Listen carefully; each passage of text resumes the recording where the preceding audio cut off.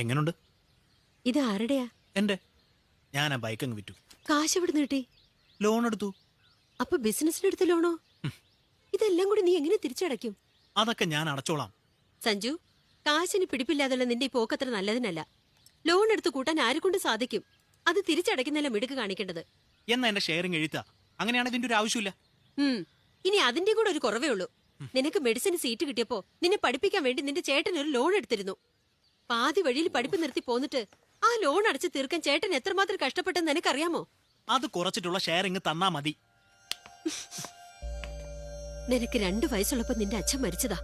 അന്ന് മുതൽ ഒരു അച്ഛന്റെയും ചേട്ടന്റെയും സ്നേഹം തന്ന് നിന്നെ വളർത്തി വലുതാക്കിയ ചേട്ടന്റെ കാര്യത്തിലാണോ നീ കണക്ക് പറയുന്നത്? അമ്മ ഇപ്പൊ പറഞ്ഞത് ഒരു കണക്കല്ലേ? അത് സ്നേഹത്തിന്റെ കണക്ക്. ഞാൻ പറയുന്നത് കാശിന്റെ കണക്ക്. ഇനിയുള്ള കാലത്ത് എല്ലാവരും കണക്കൊക്കെ പറയാൻ തുടങ്ങും. എനിക്ക് എന്റെ ജീവിതം നോക്കണ്ടേ?